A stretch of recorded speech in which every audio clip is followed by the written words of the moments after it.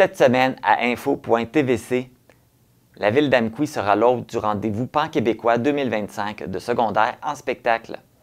Centraide Bas-Saint-Laurent dévoile le montant qui sera distribué aux 50 organismes communautaires de la région.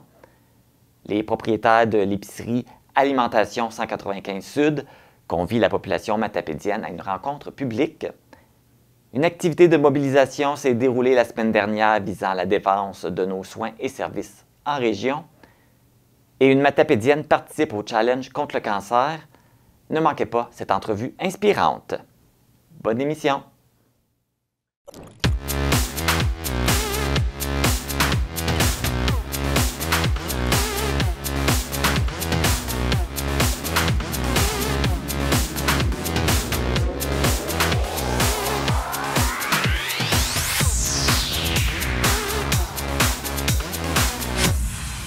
Ici Marc Baudouin, bienvenue à cette édition du vendredi 7 juin 2024 d'Info.tvc. C'est cette fin de semaine qu'a lieu l'exposition agricole de la Matapédia au centre récréo-culturel d'Amqui. Cela débutait aujourd'hui avec les activités scolaires. Donc, si vous voulez profiter d'une belle fin de semaine en famille, avec des amis, il y a des kiosques, des jeux gonflables, des dégustations, un concours d'Holstein, du tir de chevaux, de la danse, un spectacle country et l'Expo Fit, qui est une compétition de CrossFit dont j'ai le plaisir d'animer pour une 3e année. C'est une belle fin de semaine qui vous est offerte et au plaisir de peut-être s'y croiser. Débutons maintenant avec les actualités matapédiennes. Voici vos actualités matapédiennes du 7 juin 2024. Les pompiers du service incendie de la MRC de la Matapédia ont été appelés vers 19h40 jeudi soir pour un incendie qui s'est déclaré à l'usine GDS Énergie située sur le rang Didier à Lac-au-Saumon. Plusieurs casernes ont été demandées en renfort pour maîtriser le brasier. Aucune personne n'aurait été blessée lors de cet incident. Steve Gagnon, l'homme accusé d'avoir perpétré l'attaque au camion bélier à Amqui le 13 mars 2023, était de passage au palais de justice de Rimouski lundi dernier, afin de connaître la date de son procès. À la demande de l'avocat de la défense, le juge Carl Thibault de la Cour supérieure du Québec a accepté de reporter la cause au 3 septembre. En raison d'une ordonnance de non-publication dans le dossier, les raisons de ce report ne peuvent être divulguées. Rappelons que Steve Gagnon avait subi son enquête préliminaire en janvier au palais de justice d'Amqui et fait face à 14 chefs d'accusation au total, dont 3 chefs de meurtre prémédité, 9 chefs de tentative de meurtre et de 2 chefs de conduite dangereuse causant la mort. Il est actuellement détenu à la prison de Rimouski. Depuis le 4 juin, une interdiction de faire des feux à ciel ouvert en forêt ou à proximité a été instaurée par le ministère des Ressources naturelles et des Forêts en collaboration avec la Société de protection des forêts contre le feu. Cette décision a été rendue en raison des conditions qui sévissent présentement, provoquant un risque élevé d'incendie de forêt. La mesure d'interdiction de faire des feux à ciel ouvert s'applique sur plusieurs secteurs de la province, dont la MRC de la Matapédia. Pour plus d'informations, vous pouvez consulter le site Internet de la Sopfeu à sopfeu.qc.ca. À partir du 10 juin, le ministère des Transports effectuera des travaux de reconstruction d'un ponceau sur la route 297 entre le 8e rang ouest et le 8e rang est à Saint-Damas. Durant la période des travaux, la circulation s'effectuera en alternance en tout temps. Il est prévu que ces travaux de reconstruction prennent fin le 21 juin. Pour plus d'informations sur l'évolution des travaux et les entraves, vous pouvez consulter le site de Québec 511. Mercredi dernier, le diffuseur de spectacles Diffusion Mordicus a procédé au lancement de sa programmation d'automne. Plusieurs spectacles en humour, chansons, théâtre et jeunesse vous sont offerts. Voici ce qui vous attend pour cette nouvelle saison. L'automne sera complètement culture à la salle Jean Cossette d'Amqui. Venez entendre Elliott Maginot, Marie-Ève Laure et Véronique Bilodeau, Geneviève Leclerc, Fouki, Ludovic Bourgeois, Marie-Denise Pelletier, Alexandre Poulain. Pour toute la famille et les tout-petits, Hercule et Nadiade et Arthur l'Aventurier. En théâtre, Deux femmes en or. Et en humour, Rosalie Vaillancourt, Marc Laverdière, Guillaume Pinault et Guy Nantel. Visitez le diffusionmordicus.ca pour un automne complètement culture. La billetterie est ouverte depuis le 6 juin pour acheter vos billets. Il y a 3 façons de vous les procurer, soit en ligne à diffusionmordicus.ca, par téléphone au 88 629 2241 ou à la billetterie située à la réception du Select Hotel à Abqui. Pour une 3e édition, c'est le retour de la journée du Biz glacé au profit de la ressource d'aide aux personnes handicapées.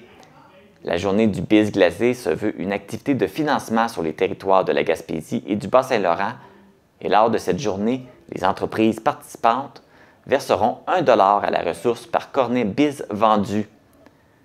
La population pourra se procurer un cornet Biz ce dimanche 9 juin à plusieurs endroits dans la Matapédia, soit au bar laitier au Petit Délice à Amqui, les Petits Plaisirs glacés à Causa-Piscale ou à la Maison Loup à Sébec.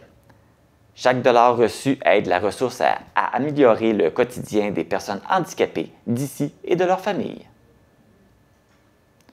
Le projet Le Petit Potager de Sainte-Ursule de la classe d'adaptation scolaire de l'école primaire Sainte-Ursule d'Amqui a fait l'objet d'un article publié par Viréo. Viréo est une équipe dévouée et a pour objectif de sensibiliser les élèves à l'environnement et de les reconnecter à l'essentiel en les faisant participer à des projets emplis d'expériences d'apprentissage pratique. Pour consulter le document rédigé par Viréo, rendez-vous sur la page Facebook du Centre de services scolaires des Monts et Marais. Rappelons que le projet Le Petit Potager de Sainte-Ursule est finaliste pour les lauréats nationaux du défi Ose entreprendre, qui seront dévoilés le 12 juin lors du gala des Grands Prix Desjardins du défi Ose entreprendre au Palais Montcalm à Québec. Dans le cadre des festivités de la Journée de la Matapédia, les lauréats de la première édition du concours de photos flashées sur la Matapédia ont été dévoilés le 26 mai. Dans la catégorie résident de la Matapédia de moins de 18 ans, c'est Samuel Pelletier qui a emporté les honneurs avec sa photo « La Haute Église ». Dans la catégorie résident de la Matapédia de 18 ans et plus, la lauréate est Molly Laverdière avec sa photo « Suivre les traces ». Et dans la catégorie Matapédien de cœur, le prix a été remis à Ulrich Joseran avec sa photo intitulée « Retour vers le passé ». Dans la semaine qui a suivi, le public a été invité à voter pour son cliché favori. Le prix coup de cœur du public a été décerné à Marie-Ève Dumais pour sa photo « Douceur hivernale ». Félicitations à tous les participants. Toutes les photos sélectionnées par le jury sont exposées au centre administratif de la MRC de la Matapédia jusqu'au mois d'août. Voici maintenant les actualités sportives. Le club de natation Natakoui a été représenté par 12 jeunes à la compétition La Novice de Gaspé qui se déroulait les 1er et 2 juin.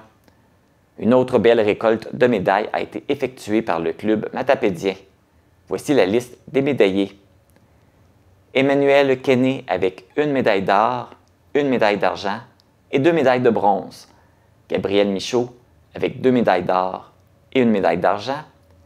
Liem Barabé avec 4 médailles d'or, 2 médailles d'argent. Van Barabé avec 4 médailles d'argent.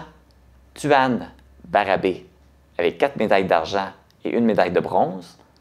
Mia-Jade Caron avec 6 médailles d'or. Flora Élie Caron avec 4 médailles d'or et 2 médailles d'argent.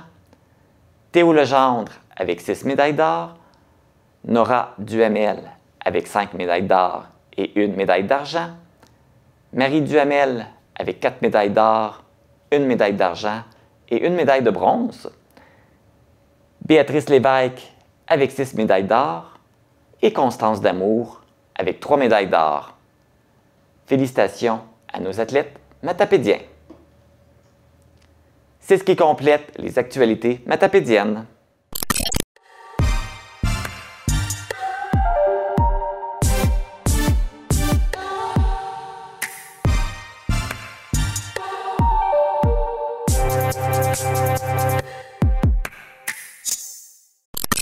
En 2025, le rendez-vous pan-québécois, qui est la finale de secondaire en spectacle, se déroulera ici, à Amqui. Il s'agit d'un événement d'envergure avec une portée provinciale qui va permettre de générer des retombées importantes pour la région. On vous présente l'annonce officielle de l'événement.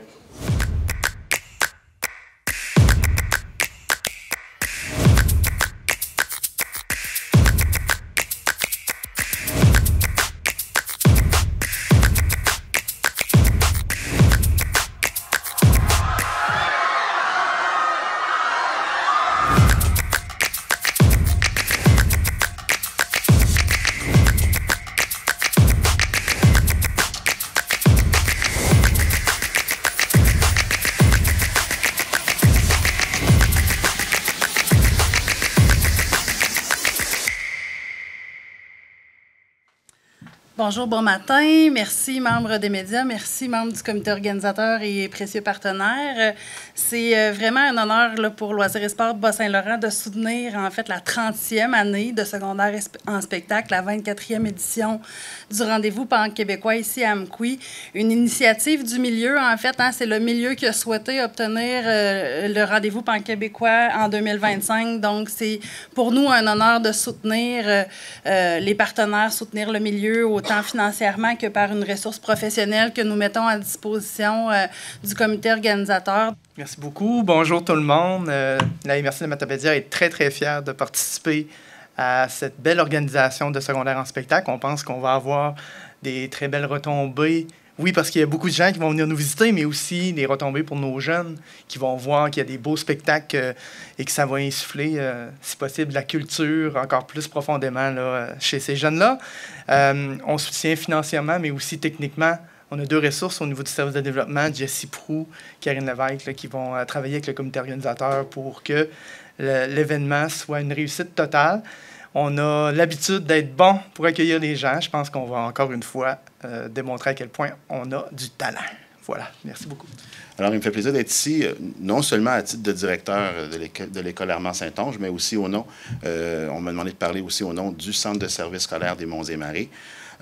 On est très fiers d'accueillir un événement qui est culturel. On est très habitué de recevoir des événements sportifs. On est très heureux de le faire, mais là, il y a un événement culturel qui va être basé sur la collaboration, l'entraide. La compétition va être terminée. Et pour avoir regardé comment ça se passe un peu à Thetford Mines cette année, de voir tout ce potentiel, ce talent artistique. Ce qui a été nommé, c'est on va voir les artistes de demain lors du pan-québécois. Donc, on va dégager des ressources et on va s'organiser pour recevoir ces gens-là en grand. Alors, effectivement, la ville d'Amqui, fière partenaire de cet événement majeur qui va se traduire dans notre ville au cours de la prochaine année, parce qu'on s'entend que c'est l'an prochain, mais c'est un travail qui va se passer sur une grande période, là, tous ces préparatifs-là. On est vraiment content d'associer à cet événement-là, majeur. Écoutez, cet événement-là, c'est un peu les Jeux du Québec, mais au-delà de la culture. Donc, pour nous, là, c'est de nombreuses personnes qui vont atterrir ici à Amqui, qui vont venir partager leur connaissances, partager aussi leur culture avec nous et faire en sorte qu'on puisse les accueillir adéquatement. Bien, ça va nous faire plaisir de travailler puis de faire en sorte que ces gens-là puissent se rappeler de leur passage à Amqui. Je suis en compagnie de Lise Arsenault, qui est directrice générale du rendez-vous pan-québécois 2025. Bonjour, Lise. Bonjour. Donc, c'est un événement d'envergure qu'il va y avoir ici à Amqui. Ça fait combien d'années que vous souhaitez avoir cet événement-là ici? Bien, officiellement, en 2018, quand même, quelques années, on avait déposé le cahier de candidature pour recevoir cet événement-là, un événement qu'on a reçu puis qu'on était bien heureux, mais en raison de la pandémie, l'événement devait avoir lieu en 2022. À deux occasions, en raison de la pandémie, on l'a reporté, ce qui nous amène aujourd'hui en 2025. C'est un milieu déjà très investi, très engagé depuis 2018. On se doute pas, mais c'est un événement très grandiose, là. Oui, absolument, mais tu sais, d'entrée de jeu, on entendait tout à l'heure lors de la conférence que c'est comme un peu les Jeux du Québec culturels de la région. Fait qu'on accueille vraiment les délégations des régions qui sont là ici pour une période d'une durée de 4 jours. Puis, par contre, un point important à souligner, c'est que ce n'est pas une compétition. À ce niveau aussi, c'est simplement comme un rassemblement culturel d'envergure. Les jeunes, suite à leur finale locale, régionale, ce sont les lauréats qui vont arriver ici à Amqui pour faire la présentation de leur spectacle. C'est vraiment une présentation de spectacle. La compétition est finie, exact. Les gagnants sont connus, c'est juste une façon de mieux les faire connaître. Exactement. Il n'y a plus le stress du concours, simplement le dévoilement, c'est l'expression sur scène et tout. Fait que ça diminue beaucoup le stress, puis c'est simplement dans le plaisir et dans l'accueil. Puis le dernier rendez-vous, si on fait la comparaison avec Thetford, qui avait lieu la fin de semaine dernière, on parlait de 117 numéros différents sur les 16 régions. Fait qu'on peut s'attendre à peu près à ça aussi l'année prochaine ici. Oui, exactement. C'est la même chose. Les 16 régions, ils vont arriver avec c'est environ entre 6 et 10 numéros par région, là, en moyenne. Mais c'est comme ça que ça se déroule. Puis, outre que les lauréats, là, on parle beaucoup des jeunes artistes, mais il va y avoir des jeunes techniciens aussi qui sont là en tant que concours, jeunes journalistes, jeunes maîtres de cérémonie. C'est vraiment de tous les types, jeunes animateurs. Fait qu'on a tous les types de participants qui vont se présenter et également des participants libres. Par exemple, les jeunes qui n'ont pas gagné, mais qui viennent combler les places disponibles. Fait que c'est des jeunes qui viennent assister au spectacle, mais qui ont quand même droit à toutes les formations et visites touristiques qui vont avoir lieu pendant l'événement. Et puis un événement comme ça ne s'organise pas tout seul, vous avez beaucoup de partenaires. Oui, absolument, mais les partenaires sont essentiels. Sans eux, dans le fond, il n'y a pas d'événement. Puis notamment, là, on va parler de la ville d'Amqui, le centre de services scolaires dans notre cas, la MRC, Loisirs Sport Bas-Saint-Laurent, évidemment, puis aussi un partenaire qui est important, c'était la diffusion Mordicus dans notre cas, parce que c'est vraiment eux, c'est-à-dire Michel Coutu, on parlait tantôt de Paul Ross, Cathy Lévesque, des enseignantes ici qui coordonnent le programme. C'était vraiment leur idée qui chérissent depuis quelques années, qui ont eu l'idée de mettre en place cet événement-là. Puis forcément, les partenaires, on s'est collés à cette idée-là, puis on est tous là. Puis un événement comme celui-là va avoir un impact aussi pour la région, là. Ça va amener du tourisme et tout. Oui, beaucoup de touristes, beaucoup de visiteurs. Les parents viennent suivre. Même au niveau des formateurs, on va essayer d'aller chercher beaucoup de formateurs du coin, là, dans la région d'ici, Bas-Saint-Laurent, Gaspésie, mais également des formations, des formateurs qui viennent de l'extérieur, des accompagnateurs. On parle vraiment de 850 personnes, mais tout le territoire, là. Ça va de la Gaspésie, des îles de la Madeleine jusqu'à la baie James, là. Fait qu'ils sont tous présents. Et ça va se dérouler quand, cet événement-là? Ça va se dérouler du 29 mai au 1er juin 2025. Fait que voilà, fait que c'est un gros 4 jours intense d'émotion et de travail là, pour ces jeunes-là. Est-ce qu'on sait un peu comment ça va se dérouler ces 4 journées-là? Oui, bien en fait, on sait que le jeudi, le 29, c'est la journée d'accueil en fin d'après-midi. Les jeunes arrivent, cérémonie d'ouverture, d'entrée de jeu. Puis ensuite, le vendredi, le samedi, c'est typiquement des journées semblables. Là, il y a des formations visites touristiques avec les générales. Les soirées, c'est des spectacles. Puis le samedi soir, après le dernier spectacle, on conclut avec une petite cérémonie de clôture. Puis le dimanche, bien, les jeunes requittent en région là, suite à leur beau séjour. Et là, nous autres, les gens peuvent assister à ces spectacles? Les gens peuvent assister à tous les spectacles des soirs et à les cérémonies d'ouverture. Fait que dans le fond, les billets vont être en ligne. Lorsque ce sera le moment, peut-être vers début mai, mi-avril l'an prochain, on aura le contenu de ces spectacles-là, la répartition des numéros. Bref, on pourra acheter les billets autant pour la cérémonie d'ouverture que les soirées de spectacle, les 6 spectacles, en fait. Donc, à surveiller quand ça va être le temps d'acheter nos billets. Absolument, absolument. Lise Arsenault, merci beaucoup. On vous souhaite un beau rendez-vous pan-québécois. Merci beaucoup. C'est du 29 mai au 1er juin 2025 que se déroulera le rendez-vous pan-québécois à la salle Jean Cossette d'Amqui. Pour toute information, vous pouvez consulter le site Internet secondaireenspectacle.qc.ca. Centraide Bas-Saint-Laurent était de passage à Amqui pour dévoiler le montant qui sera remis aux communautés du Bas-Saint-Laurent. On vous présente le résultat sans plus tarder. Alors, on a le dernier chiffre, on a vraiment le dernier chiffre ici qui va compléter ce montant-là. Je vais le retourner. 1 111 301 $ qu'on a investi cette année sur l'ensemble du territoire. Les organismes communautaires constituent les fibres, les mailles de ce filet social-là. Une personne sur 5 est accompagnée par l'un ou l'autre des organismes communautaires associés à Centraide. C'est énorme. Puis parfois, une personne est accompagnée par plusieurs organismes communautaires. C'est ça aussi le filet social, c'est pouvoir répondre à une diversité de besoins qui sont tous interreliés. Les organismes communautaires qui constituent le filet social, c'est eux qui sont en première ligne pour répondre aux besoins de base. C'est eux qui sont en première ligne des enjeux sociaux qui se transforment malheureusement parfois en crise. Mais c'est eux aussi qui sont là, qui répondent présents, qui tiennent le filet social très haut, à bout de bras. Si au n'avait pas nos bénévoles, on n'aurait pas de raison d'être, parce que la première mission du Centre d'action bénévole, c'est promouvoir le bénévolat. Fait que pour nous, c'est important de toujours avoir ça en tête. Puis bien entendu, en promouvant le bénévolat, on aide nos aînés, c'est notre plus grande clientèle. Si on n'avait pas de bénévoles, ben il y aurait des gens qui n'auraient pas de visite, des visites amicales, ne serait-ce qu'un petit coucou, savoir comment les gens vont par téléphone. Fait que tout ça amène à dire qu'on a besoin de ces gens-là, puis les gens, ben, ça leur donne un petit plus dans leur qualité de vie. Puis je vous dis, là, le CAB, c'est vraiment un partenariat avec, tu sais, je vois les grands amis, quand on peut, on aide avec des bénévoles, la Maison des familles. Je vous ai nommé Moisson Vallée, notre partenariat. Rayon de partage, on est là aussi. Aussitôt qu'on peut, je vous dis, on aide, puis on veut aider. Puis sollicitez-nous, on va être là pour vous. Puis ça nous aide aussi quand Centraide est là, quand les autres partenaires. Mais le bénévolat, c'est vraiment une raison d'être et de vivre. Merci. L'année passée, on a fait une planification stratégique aux Grands Amis, puis on questionnait les jeunes sur ce qui faisait du sens pour eux, ce qu'ils avaient envie, que les Grands Amis en fait représenter pour eux, mais aussi ce qu'ils avaient envie que ça représente. Puis ça m'a assez fait rire. On a un coco de 5 ans qui me dit moi, j'ai envie que ma famille fasse partie des Grands Amis. Puis en se rassoyant après, entre adultes, en se questionnant, on se disait OK, ces jeunes-là, ce qu'ils ont envie, c'est que leur famille fasse partie d'une communauté, fasse partie de quelque chose de plus grand, d'appartenir à quelque chose de plus grand. C'est ce qu'on leur permet finalement de faire partie de cette grande famille-là, des Grands Amis. Récemment, on a eu des embauches, puis tout ça, avec des congés de maternité. Puis ce qu'on disait souvent pour accueillir les nouveaux employés, c'était bienvenue dans la famille. C'est comme ça qu'on se sent Grands Amis, c'est comme ça qu'on a envie que les jeunes se sentent aussi. Les sous de Centraide, oui, c'est des sous, comme tu disais, Sophie, puis ça en fait partie, mais ce que ça permet, c'est une ressource de plus.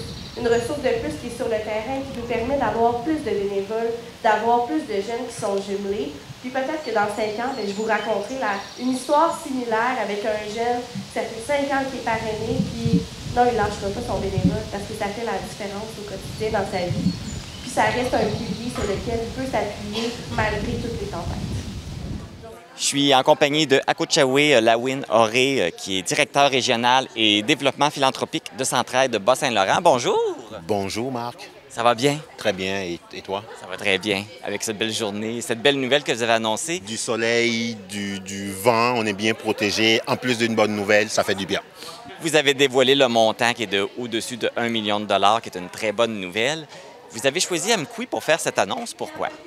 Bien, nous avons choisi Amqui pour 2 raisons. La première raison, c'est qu'on souhaite se promener sur le territoire pour faire l'annonce de nos investissements. L'année dernière, on était dans l'ouest du territoire, à Saint-Pascal. Cette année, on est à Amqui parce que c'est le territoire qui est ouvert aussi, qui est analysé cette année. Donc, on trouvait important de faire notre annonce là où le territoire est ouvert pour avoir nos organismes qui sont joyeux, qui sont contents des belles nouvelles qu'on leur a annoncées. Donc, ce sont ces 2 raisons-là qui ont fait qu'on a fait l'annonce à Amqui. Donc, le montant, vous battez des records, je pense, avec ce montant-là cette année. Oui, tout à fait. On bat des records. On met la barre toujours un peu plus haute. L'année dernière, on avait déjà dépassé les 1 million aussi, mais on n'était pas rendu à 1 million 111 000. On parle d'à peu près d'une augmentation de 7 % par rapport à l'année dernière. C'est extrêmement bon. C'est de bons résultats qui va permettre aux organismes communautaires de continuer à ne pas se soucier de l'aspect financier de l'organisme. Oui, ils vont s'en soucier parce qu'ils ont toujours besoin, parce que les besoins sont extrêmement grands, mais on leur donne une bonne bouffée d'air avec ces investissements-là qui augmentent sur le territoire. Qu'est-ce qui s'est fait dans cette campagne, dans la campagne 2023, pour pouvoir ramasser ce montant-là? Bien, il y a plusieurs initiatives qui ont été mises en place par, d'ailleurs, une des coprésidences qui vient d'Amqui, Chantal Thibault de la Caisse de la Vallée de la Matapédia. Il y a plusieurs autres entreprises qui ont été sollicitées par nous. Il y a le grand public qui a été davantage ciblé, sollicité avec des initiatives un peu plus particulières. Mais il ne faut pas parler de sollicitation. Moi, je pense qu'il faut sensibiliser les gens. Si on est arrivé à avoir un record de campagne, c'est parce que les gens ont pris conscience et sont conscients que les besoins sont grandissants et leur générosité doit répondre à ces demandes-là. Et ils y croient, donc ils donnent. Êtes-vous surpris justement de cette générosité-là? On sait que là, avec le coût de la vie qui est plus dispendieux, les gens ont plus de difficultés, mais ils ont quand même trouvé un peu d'argent à donner. Est-ce que vous êtes surpris de tout ça? Bien, oui et non. Quand on vit une crise, ceux qui sont les plus chanceux et qui passent moins à travers la crise, ils sont davantage plus généreux et ils viennent compenser le trop qu'on pourrait avoir des personnes qui n'arrivent plus à donner. Mais non, parce que quand on analyse les donateurs, le profil de nos donateurs, on se rend compte que ceux qui donnent le plus, c'est ceux qui gagnent le moins. De façon classique à toutes les organisations communautaires, le dernier quintile donne plus que le premier quintile. Donc, ces gens-là se disent, il faut qu'on se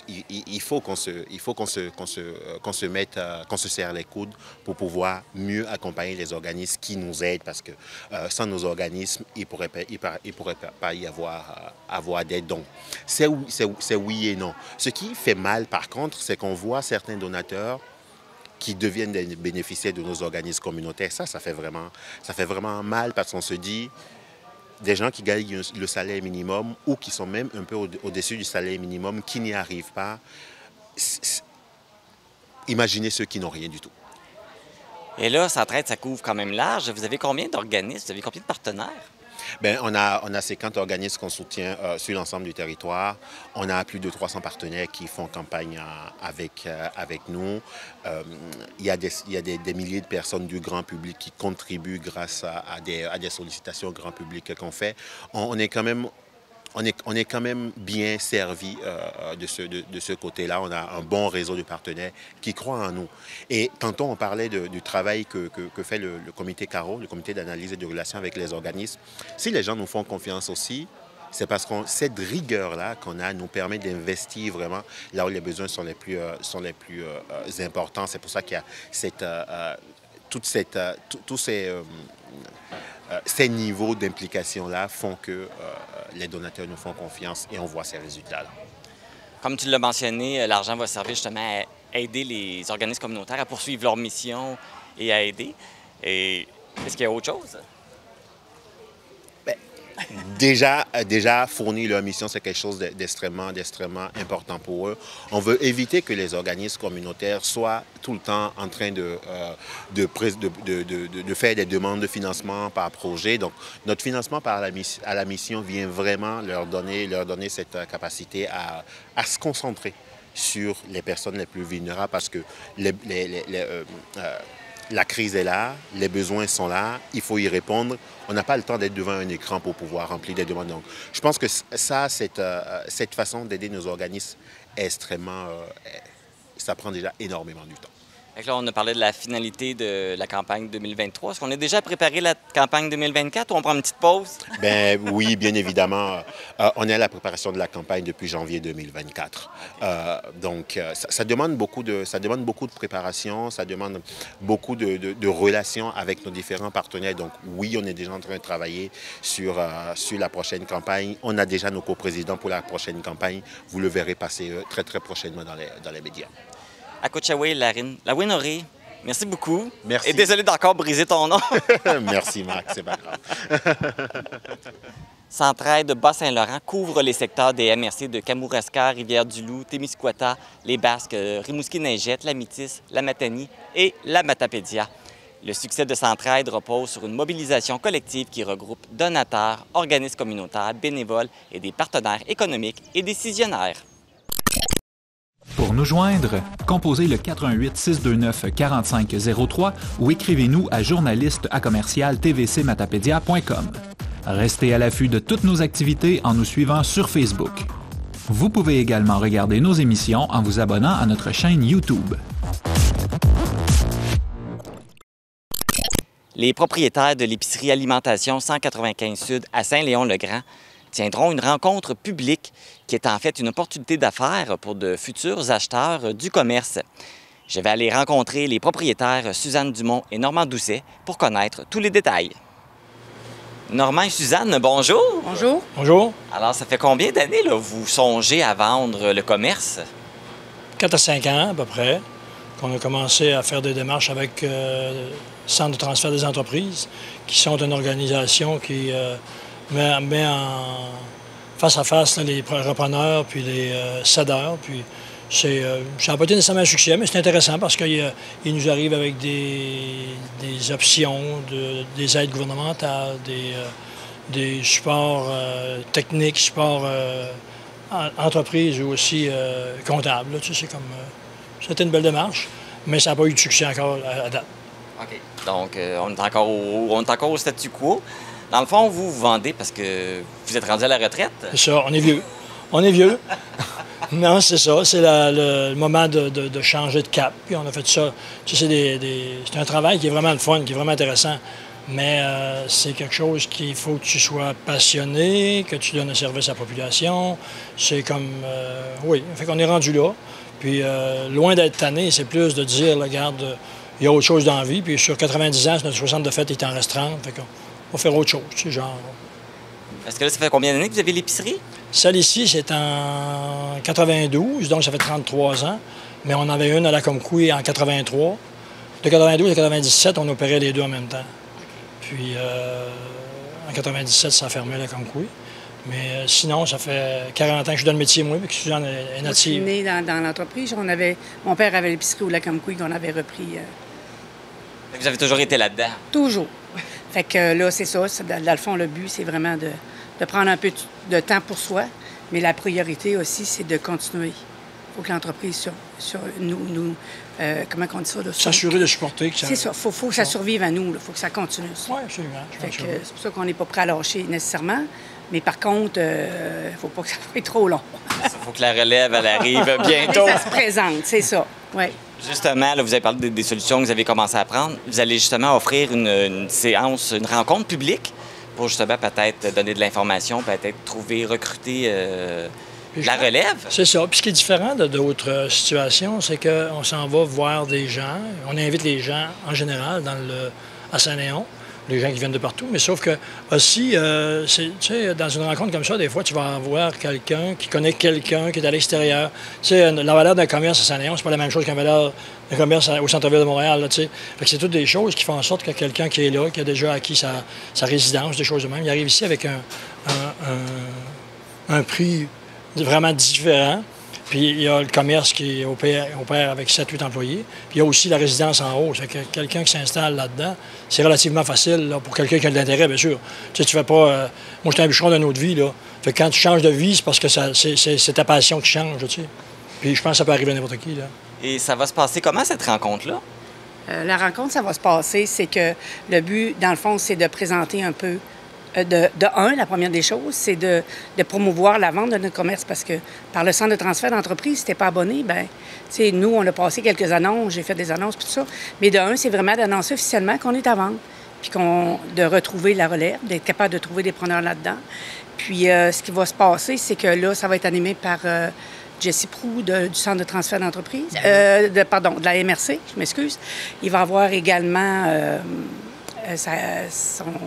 son acolyte, là, qui fait un peu la même chose. Voyons, Ling Sing, c'est ça. Puis, il va avoir la municipalité. Le maire va être là, ainsi que le directeur général. Puis, le but, c'est comme je disais, d'annoncer officiellement qu'on est à vendre, d'essayer de trouver des repreneurs dans la salle, puis d'assurer la continuité de l'entreprise, parce que c'est important pour la vitalité des villages. Si, dans le fond, le but... il faut conscientiser les gens à ça, parce que si l'entreprise ferme à un moment donné, bien, c'est les nouveaux arrivants qui ont moins d'intérêt, les taxes des maisons baissent, il y a toutes sortes de points négatifs, puis en plus, c'est de ne plus offrir le service à la population. Fait que dans le fond, c'était de conscientiser les gens à ça. Puis oui, peut-être qu'à un moment donné, par ça, bien, il y en a qui vont se dire, regarde, puis il y a même des possibilités coopératives aussi qui peuvent se faire. Justement, la MRC, c'est un peu ça qui... Mais c'est vraiment pas le premier choix. Parce que l'idéal, c'est d'avoir un repreneur.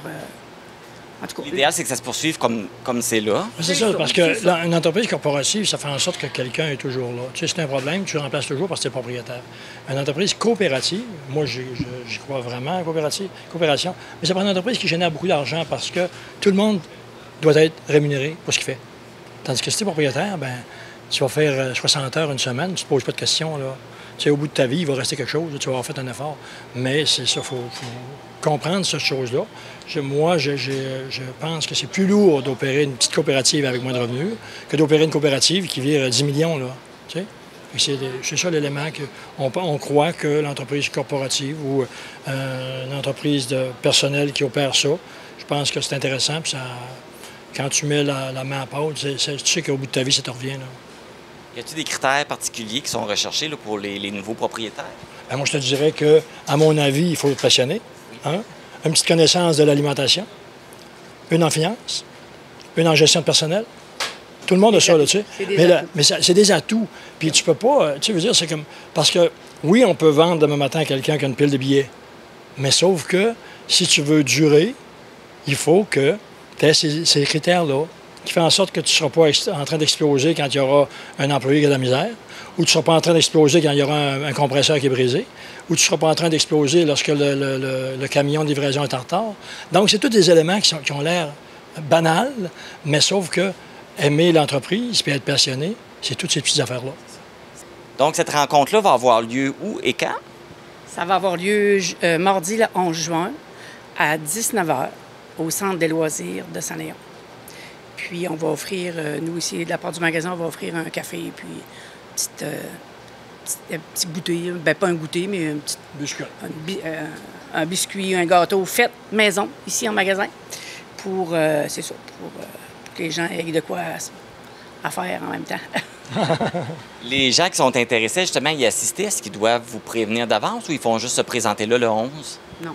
Oui, ils se présentent là, c'est ça. Donc, c'est ouvert à tous. Vraiment chapeauté par la MRC, là. Ça fait que, oui, c'est ça.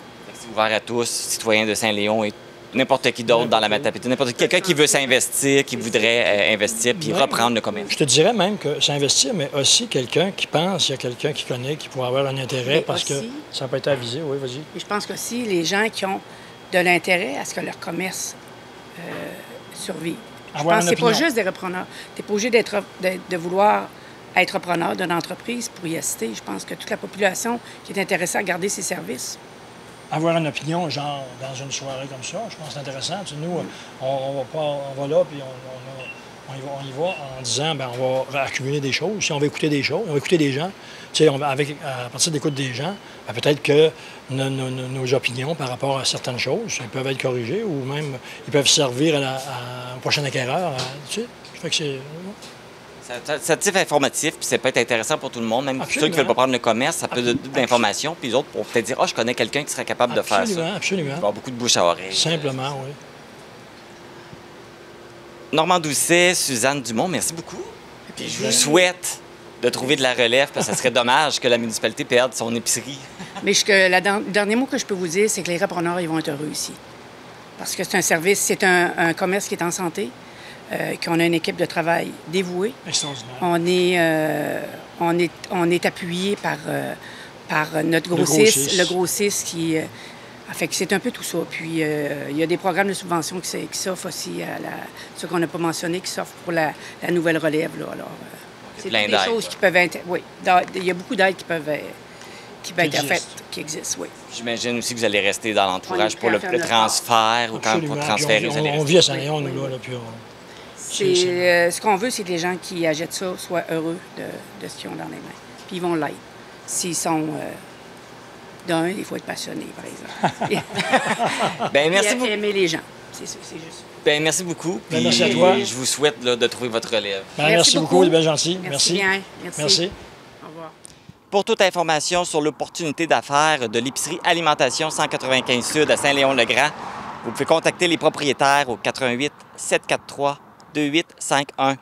Il y a la rencontre qui aura lieu le 11 juin à 19h au Centre des loisirs de Saint-Léon-le-Grand.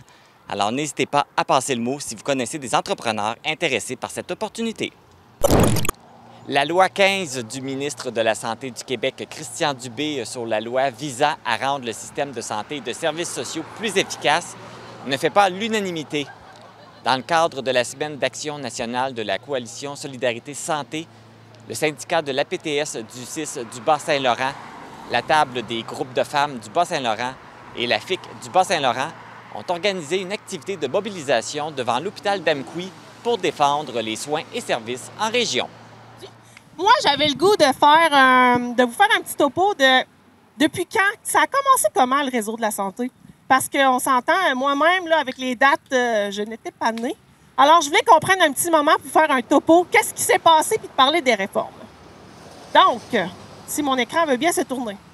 Dans les années 70, pour donner suite à une lutte populaire, communautaire et syndicale, il y a eu la création des CLSC. Pourquoi ce service a été mis en place?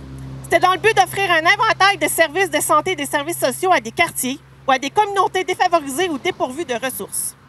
On prévoyait à l'origine la création d'un réseau complet d'établissements publics de première ligne, intégrant l'action communautaire aux services sociaux, courants, curatifs et préventifs. Bien qu'elle fût souvent remise en question, le principe même de CLSC est un projet de société viable. Les années ont passé, on ne peut que constater la détérioration et l'éloignement des principes de base de la création des CLSC. Pourquoi? Parce qu'on détruit le système de santé et des services sociaux à coup de réformes, dommageables les unes après les autres, laissant au cœur du problème la population, les employés, les gens les plus vulnérables de notre société. Rapidement, il y a eu la réforme en 97, le virage ambulatoire ou la mise à la retraite d'environ 30 000 travailleuses et travailleurs dans l'objectif de déficit zéro. La réforme Couillard en 2023, peut-être qu'il y en a qui s'en souviennent, 2003, pas 2023. L'abolition des règles régirationales pour les remplacer par les agences. Premier mandat, c'était de fusionner les hôpitaux, CLSC et les centres de réadaptation. Ensuite, un petit peu plus récente quand même, la fameuse réforme Barrette. 2015, où on est venu peu à peu centraliser les services vers les grands centres de notre région. On le remarque rapidement. Les localités et les MRC les plus éloignées vivent une pénurie de main-d'œuvre importante, se voir perdre même des services pour les centraliser ailleurs. Quels sont les impacts? Bien, la population doit se déplacer vers les grands centres. Certaines personnes doivent jusqu'à déménager afin de favoriser l'accès à des services. Ainsi, on remarque que certaines régions se dévitalisent. Réforme du B, celle qu'on entend parler depuis déjà quelques mois. Bien, on centralise encore plus, on privatise encore plus et on se perd de plus en plus de notre pouvoir démocratique. Vous savez, lorsqu'on se présentait dans notre conseil d'administration, là, puis qu'on connaissait tout le monde. Là. Pourquoi? Parce que c'était des gens qui nous connaissaient, qui venaient de notre milieu puis qui connaissaient notre réalité, nos enjeux puis qui vivaient du coin. Je vous confirme qu'on est bien loin maintenant. Actuellement, selon l'Institut de recherche d'information socio-économique, l'IRIS, il manque plus de 45 000 personnes dans le réseau de la santé. C'est vraiment pas rien, là. Concrètement et plus précisément, Amqui est dans l'est du Québec. Et là, je vais parler de ma catégorie d'emploi qui est la PTS. Mais je vous dirais que la FIC, mes collègues pourraient aussi en nommer. Mais de notre côté, on a besoin du renfort partout. Il y a des besoins en centre jeunesse, des besoins dans nos laboratoires, des besoins en résidence d'assistante continue, on parle des RAC. Il y a des besoins au service d'archives, besoins au soutien à domicile, CHSLD, radiologie, etc., etc. Notre moyenne d'ancienneté actuelle dans notre catégorie d'emploi est de 7 ans. C'est pas rien, là. On parle plus de 38 % de nos membres qui ont moins de 4 ans d'ancienneté. Pourquoi? Bien, on ne fera pas de cachette. Les employés ne restent pas. Il y a la surcharge de travail, les conditions de travail sont difficiles, il y a un manque de reconnaissance, diminution de l'autonomie professionnelle, etc., etc., etc. Aujourd'hui, entre acteurs de la société civile, avec la population, on serre les coudes et on se mobilise pour nommer haut et fort nos craintes pour nos régions. Le message doit d'être clair. Aujourd'hui, ce qu'on veut, c'est des soins de qualité, des services gratuits disponibles et accessibles près de chez nous, qu'on demeure à Montréal, Rimouski ou Amqui. Donc, la réforme du B, c'est tout sauf santé. Bonjour à vous trois. Bonjour. Bonjour. Je vais laisser vous présenter. Oui, Joanie Blais, travailleuse sociale, mais aussi présidente du syndicat PTS au Bas-Saint-Laurent. Clémence Harvey, agente de développement pour la table de concertation des groupes de femmes du Bas-Saint-Laurent. Cathy Lagacé, je suis infirmière auxiliaire de profession. Je suis présidente par intérim du syndicat FIC Bas-Saint-Laurent. C'est pas toujours évident de comprendre les lois. Alors, c'est quoi les grandes lignes de la réforme du ministre Dubé? Oui, bien justement, je pense qu'il faut se rappeler que le projet de loi a été adopté sous bâillon. Puis si je pourrais le résumer à la plus simple expression, la réforme qui est en cours actuellement, c'est on vient centraliser encore plus les services et on vient privatiser, on ouvre la porte à la privatisation, ce qui est dommageable pour nos régions. C'est quoi les impacts possibles, justement, pour l'accès aux soins pour une région comme la nôtre ici?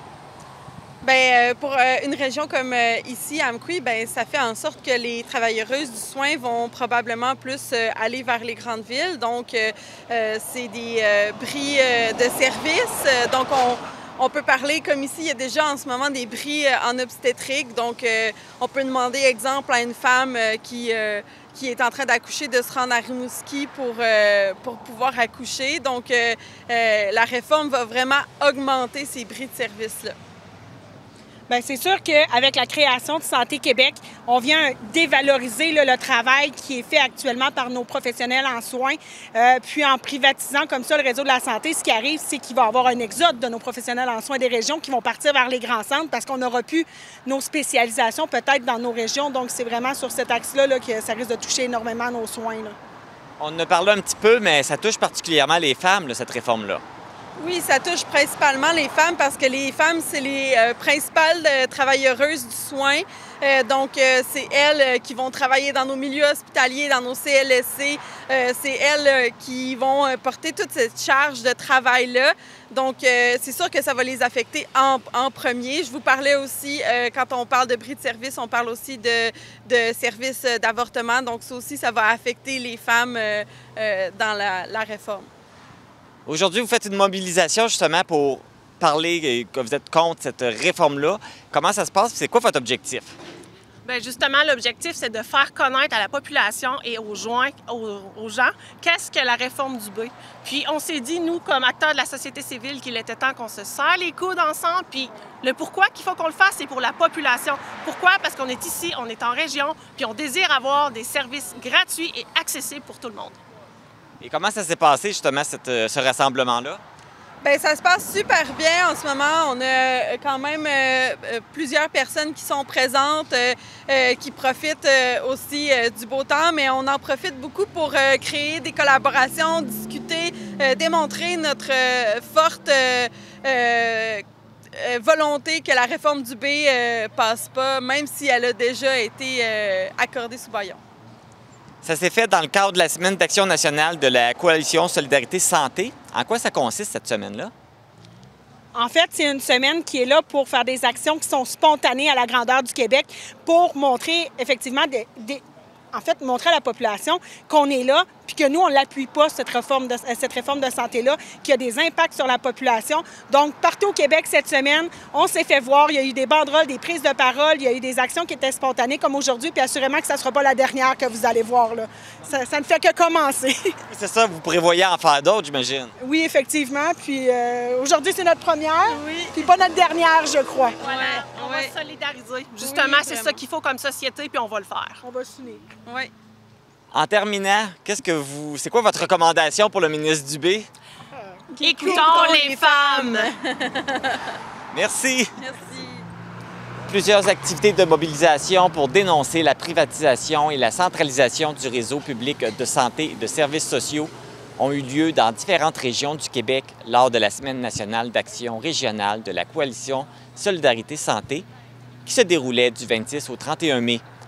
Le slogan de cette mobilisation était « Parce que le privé, c'est tout, sauf santé ». Le programme Challenge contre le cancer propose à ses participants des voyages caritatifs pour découvrir le monde et de se dépasser à travers différentes activités sportives. Les fonds recueillis par les participants contribuent à faire une différence importante pour faire avancer la recherche sur le cancer. Pour l'édition 2025, une matapédienne participera au programme et j'ai le plaisir de la recevoir. Audrey-Maude Lepage, bonjour! Bonjour! Tout d'abord, pourquoi avoir choisi de participer justement au programme Challenge contre le cancer? Bien, pour ceux qui ne me connaissent pas, c'est que ma mère elle a eu un cancer du cerveau en 2012. Puis cette année, en 2024, c'est revenu. Donc, j'étais allée avec elle là, pour l'opération. J'ai passé la semaine à l'hôpital. Puis pendant l'opération, je lisais un livre sur l'Asie. Puis là, mon père, il avait vu ça, puis j'étais allée chercher ça dans une friperie pour me changer d'idée un peu. Puis c'est là que lui, il m'a dit « Ah, on avait vu, moi puis ta mère, qu'il y avait des organismes qui organisaient justement des voyages caritatifs pour ramasser des fonds pour la recherche où il y a plein de causes différentes. » Fait que à partir de ce moment-là, maman était dans la salle d'opération, puis moi, l'idée m'est venue.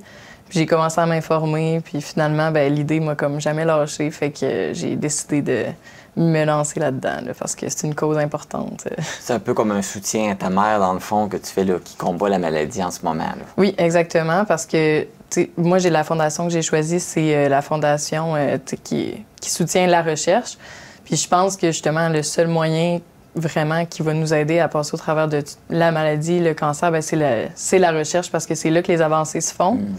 Puis souvent, qu'est-ce qui arrive, c'est que quand on est dans des situations comme j'étais avec mon père à l'hôpital, qu'on attendait, bien, c'est là que tu te sens impuissant, que tu te dis « Maudine, que j'aimerais ça virer le monde à l'envers pour la sauver ». Sauf que là, il est trop tard, dans le sens que on est impuissant à ce moment-là, tandis que si on se prend d'avance, puis par exemple, là, j'ai lancé ma collecte, bien, tous ces fonds-là vont vraiment tout aller à la recherche. Puis je sais que moi et tous ceux qui vont se joindre à moi, on va avoir contribué à vraiment faire des avancées, justement, dans la maladie qui est le cancer. Et là, comment va ta mère? Elle va bien, elle va bien. Ah ouais? Oui, elle va bien. Elle s'en sort? Oui, bien, tu sais, c'est sûr que c'est pas évident comme toutes les personnes qui passent par là, mais depuis le début, justement, elle nous a toujours épatés, elle a toujours persévéré, puis elle a poussé ses limites parce que, justement, elle veut... c'est un combat que la vie a mis sur son chemin, mais elle l'affronte très bien, puis on est fiers d'elle, on la soutient. Et là, c'est toi qui vas l'épater? Oui. Tu vas aller où? Ça va être dans quel pays, pour cette édition-là? Oui, dans le fond, je me rends au Vietnam en 2025, du 9 au 25 avril. 9 au 21, excuse-moi. Avril. Fait que c'est ça. Là, on part, je pense qu'on est 19 participants jusqu'à maintenant. OK. On part tous ensemble, là, qu'on a tous décidé pour la même raison de s'unir. Puis on va aller parcourir, dans le fond, en 9 jours, on va marcher 165 km dans les vallées du Nord. Fait que ça va être un gros défi, là. C'est vraiment de la marche, là.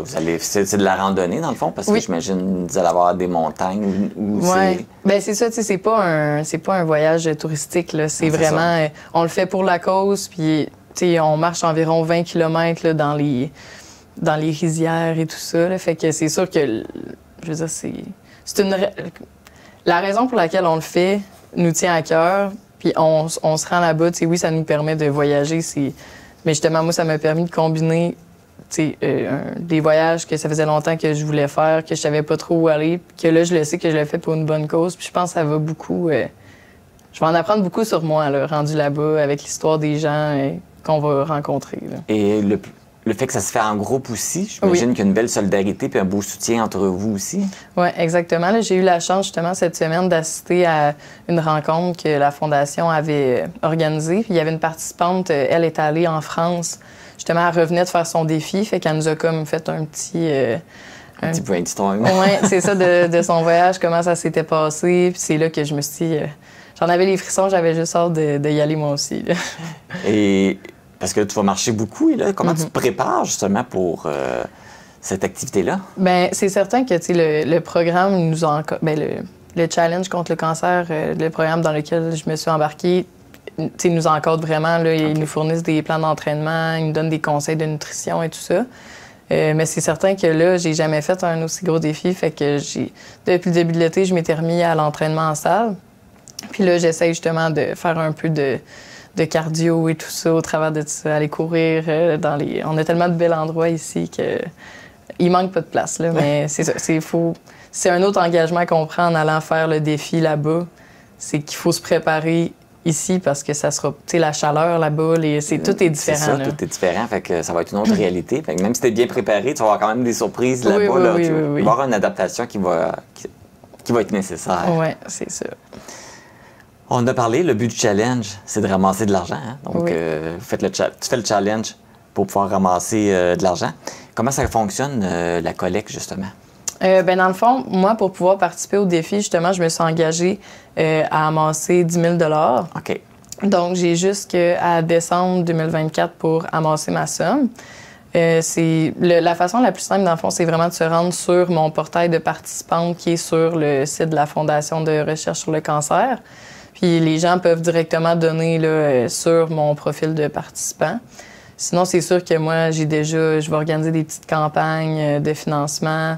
J'ai plein de petits projets en tête là, que je suis en train de peaufiner, mais les gens, c'est sûr que s'ils veulent donner puis m'aider là-dedans, ben il n'y a pas de maximum, là.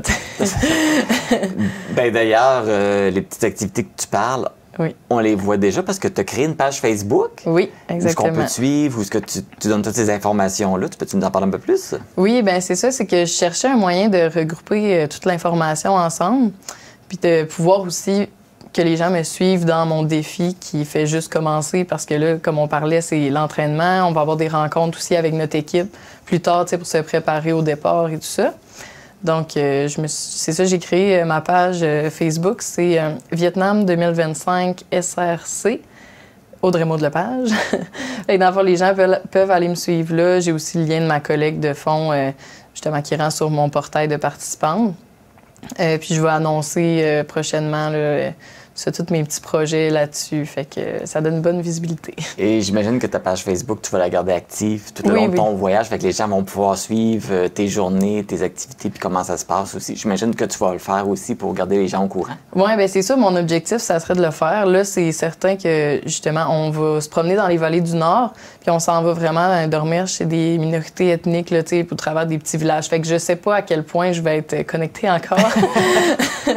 Mais c'est ça, c'est sûr que c'est dans mes... je vais documenter ça, c'est certain. Là. Tu le feras quand tu vas pouvoir le faire, tu pourras le faire. Oui, oui, c'est ça. On comprend que des fois ailleurs, c'est pas toujours évident au niveau de la connexion Internet. Et puis là, tu es rendu à combien de ramasser jusqu'à maintenant? En ce moment... Hein? Est-ce que tu le sais? Oui, bien là, la dernière fois que j'étais allée voir, j'étais à 3 540 $. Puis là, ça fait juste 2 semaines que j'ai ouvert toute ma campagne. Mais là, dans le fond, en fin de semaine, il y avait l'événement Amqui l'Arena Cross, que là, j'avais aussi... j'ai réussi à amasser un certain montant. Là, j'attends juste de comptabiliser tout ça pour le déposer. Mais ça avance bien. Là, je me dis plus que... Mais moi, justement, j'espérais atteindre le 10 000, puis si je suis capable, je vais continuer jusqu'à temps que, justement, ça soit terminé. Jusqu'à ce que tu partes. Ah oui, c'est ça, vraiment. Mais si tu réussis à atteindre l'objectif, c'est idéal.